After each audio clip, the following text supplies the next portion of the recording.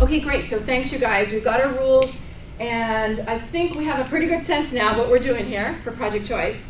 I'd like to talk to you first about some reasons, like what you guys think that teens your age may use drugs or drink alcohol or smoke cigarettes. Like, just, I want to think about this for a minute with you guys and have you guys tell me what you think. Why do you think teens your age might choose to, to drink or smoke? What do you think? Peer pressure. Pressure, okay. I'm going to write what you guys say because it's really important, so I want to also remember it, okay? So it's not just pressure, but it's peer pressure. Yeah. Anything else? What other reasons? Oh, yes. They might be curious. Okay. Yeah. Yes, Madeline. To look cool. Okay. Look cool, maybe kind of like fit in, right? Kind of be a part of the crowd. Yeah, those are all really good reasons. Anybody else? Everyone's doing it. Okay. Yeah.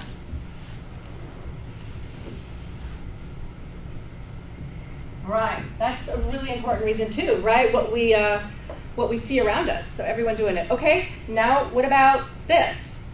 Tell me why some teens choose to not use drugs or drink or smoke. What are some reasons? Fear. Sorry, fear? Fear. Fear. Tell me about that. What do you mean by fear? Fear of not being able to come back from it. Fear of it being your only time, before passing or feeling ill or a trip to the hospital or possibly jail. Or possible, what was the last thing you said? Possibly jail, getting arrested. Yeah, jail. Okay, wow, that's a lot of reasons. I'm going to write all of that stuff stuff they know down. the effects. Huh? They know the effects of alcohol. The effects. The use of it.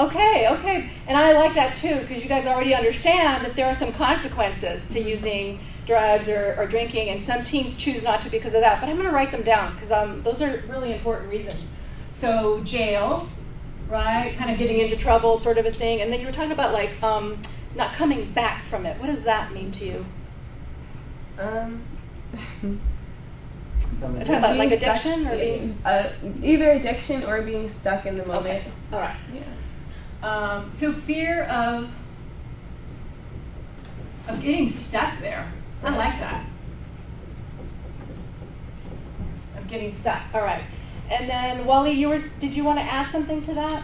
Okay. All right. That pretty much covered what you guys were saying about consequences. Yeah, those are reasons why some teens may not use. What are some other reasons?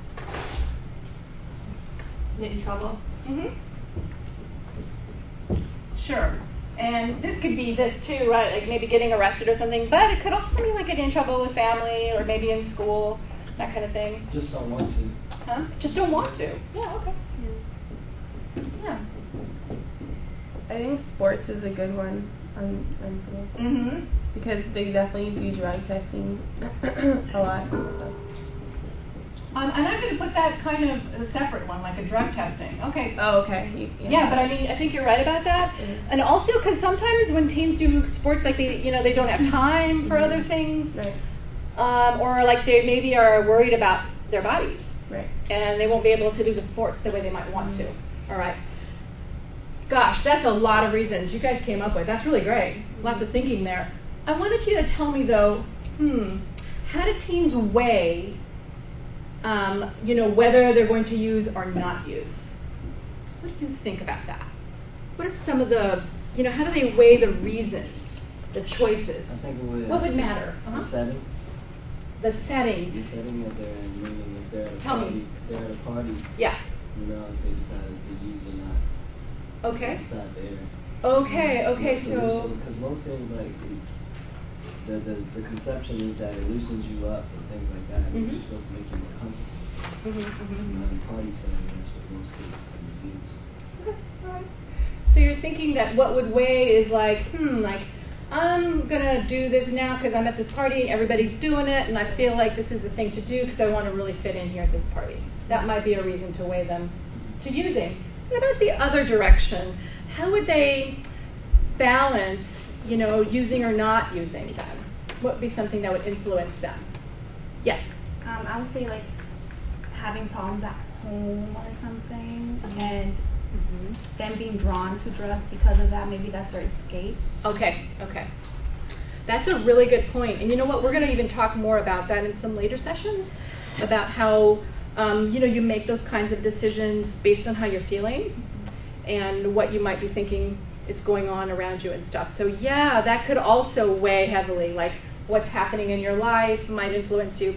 What might influence you to not use? Yeah. Your friends are doing it. And your friends are doing it, right? Your friends, so if your friends Or- running around with are drinking, so you want to be with your friends, and so Yeah. you do it because your friends are doing it. So that definitely might be in the moment kind of a weighing, right? And if your friends aren't, then it might weigh you toward not doing it, right? Okay. So those are really good things to think about, right? What kinds of decisions do teens make one way or the other? Well, you know what? Today we're going to find out how many teens do actually, around your age, we're going to give you some information about 8th graders. Actually do drink and smoke or smoke marijuana and smoke cigarettes. But first, I want you guys to tell me what you think. So I wrote some lines up on the board, so I wanted us to be already thinking about it and be ready for it. What percent of teens your age would you say drank alcohol in the last 30 days? So here's the way I think about it. If you're thinking like 100 kids in a room, how many of those do you think would drink alcohol in the last 30 days? 10. So about 10%. Okay. Oh, I wanted to do a different color. Hang on. Let me get red.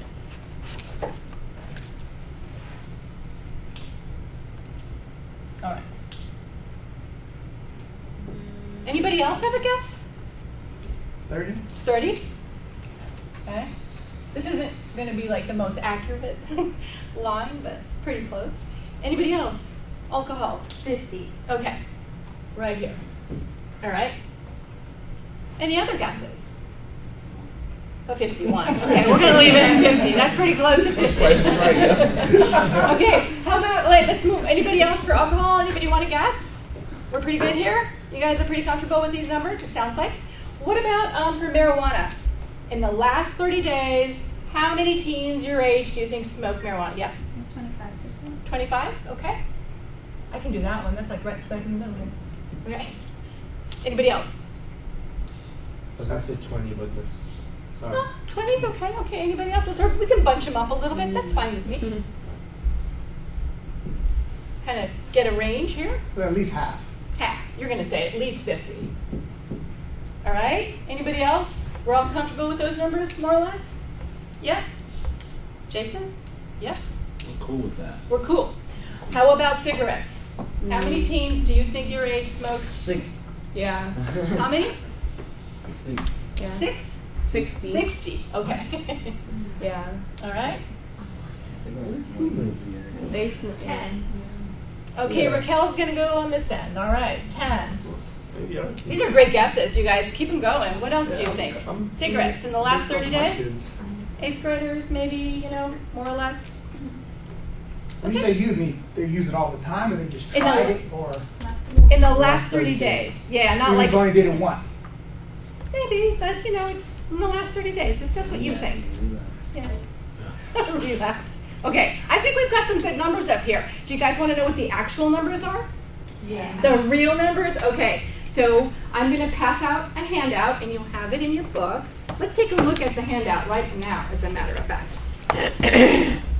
What are these numbers based off of? Good question. I like that. So here's what happens. When you did that survey, do you remember that you did a survey before you started Project Choice? Mm-hmm. Okay, so it's based off of surveys like that. Now, these are national numbers that we've collected over years. So year after year, teens in various ages or grade levels will do these surveys, okay? Now, you're looking at some numbers. Let's look at alcohol. What number do you see there for teens who drank alcohol? And this is for 8th graders, so imagine for 6th and 7th, it's even less, okay? So why don't we just talk about 8th grade for now? How many drank, actually? 11. What about for cigarettes? 5. Uh-huh. And for marijuana? 7. What? And I take know. the survey. Okay, remind me again, because I'm not going to remember. What's the alcohol? What's 11. the 11? Okay. Oh my gosh. Okay. And what about for marijuana? 7. And for cigarettes? 5. Okay. What do you guys think? Pretty low. Pretty low. You're pretty surprised. Yeah. Yeah, For tell me eighth about it. graders though, right?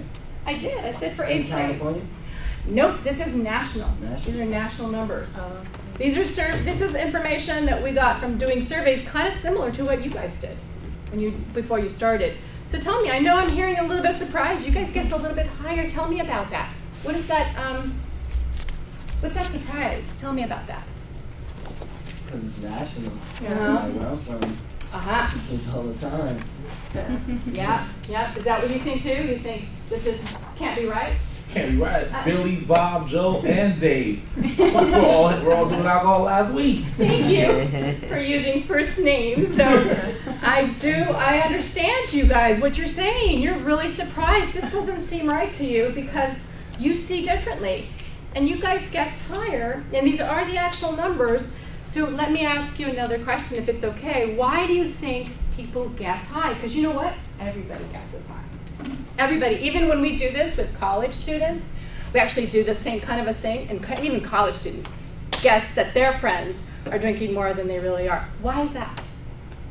I think before you say it's nationally, we're thinking more specifically, like in California. I know when you said it, I was thinking automatically about our club. Right. And I know how many teens put in the water bottle now, and I think that nowadays parenting has changed a little bit to where they're friends and it's more open, so the alcohol is out there, and no should be enough. But if they see you doing it, they do as you do, not as you say all the time. Yeah. So really, you're thinking my numbers are high because of what I see around me. right. What I see going on. Right. I think that's what you were saying too, Jason. It's like it's what I see. I see it all the time. I see differently. And that's absolutely true. We tend to overestimate based on what we see around us. And we don't often know about the other teens who are not using drugs or drinking alcohol because we're not seeing them. We're just seeing what's around us. Yeah. So we can really be influenced by what we see and thinking that everybody's doing it. Right, Raquel? The truth is that lots of teens choose not to drink or use drugs or smoke cigarettes. And that's okay. Lots of teens choose not to. What do you guys think about that now? How does that fit? The numbers look low, like that. You like the numbers? Yeah. Yeah. I thought it was higher. You thought it was going to be higher? Yeah. Yeah. Where else do you guys think, because you were mentioning that we see our friends and we see people that we know. Where else do we get this information from? You actually, Celine, you mentioned adults. That's another place. Where else do we get this information from that makes us think something that isn't true? TV. Yeah, media, TV, those are all places where we get more information about what's mostly going on, right? Also, just thinking coming to mind throughout different places, the whole idea and the whole run through of getting drugs can seem easier. Like, for example, California and the legalization of marijuana, or the simple fact of taking your kids to a field trip at Venice and they're offering them cards for $30, which is common cash that kids have in their pockets nowadays, if not $100, So the accessibility is definitely out there. Do you think the survey, in a sense, could be misconcepted, meaning that, maybe all the information you were getting isn't correct? Good. Oh, can I say something? Yeah, Maybe, absolutely. I Take all your I would agree with Wally on that, just because I feel like even though they say it's confidential, kids tend to Go to light show. they're gonna be, oh, I've never done that, because Right. they're being tested. It's like not a test, but it's a survey. So Yeah. even though they don't put their names on it, they're still scared of writing down. Okay. Those are really good points. So let me cover those a little bit. Let me ask you a question first. If you guys were going to make a survey and you wanted everybody to be super honest on it, right? You don't want anybody, maybe for 8th grade, for statistics, or for some class you want to do a survey. What kinds of things would you do to make you feel like, yeah, nobody's going to lie, or they're going to feel comfortable and maybe be more likely to tell the truth? What kinds of things would you do Well, I think on your survey? well, on the survey, you could definitely make it use more terminology that relates towards them, and not only that, but I know you guys are talking about with the group setup, and you could set it up to the kids to where that they know you and they're comfortable enough to be honest. Okay. So that when you do finish those sessions, Yeah. and you carry on to the next ones, they can tell the kids, I was really comfortable and that was trustworthy, so that it Yeah. moves on. I like that idea. So make it a situation where the kids are doing the survey in a place where they feel like nobody's going to be looking at their answers or something. Right. And they're saying, not writing your name on it, that's another one. Anything else that you guys would have an idea? I would try to make the survey seem like there is no right or wrong answer. Right. Okay. But Good idea. Yeah, yeah. All right. And so that it's just like, I'm just wanting to know, it's information, so you're just like checking boxes or something, so nobody can tell you're writing, that kind of thing. Right. Well, you know what? As a matter of fact, those are the kinds of things that is done to get this information from the kids. So we do try to get kids to feel as comfortable as possible, and we do know that maybe about less than 10% might not tell the truth, and so we take that group out, and we still come up with the same numbers year after year, Wally. So we do try to get that information. Now remember that this kind of a survey takes into account all use. So people who might drink more heavily, and also on the other end, teens who don't drink at all. So it covers everybody, and we still come up with these same numbers. So it's up to you to decide what to do with this information. As I said, remember in the beginning, it's just something kind of different for you, and you're welcome to take this home. You can share the stuff that I give you and the information that I tell you. That's one thing that is okay with us. What do you think now about your previous guesses? What do you thought? Last one. My estimates are still accurate. So you're welcome to think that. I just want to make sure that you guys get the information that we have that's the most current and the accurate. Cool? All right. Thanks very much.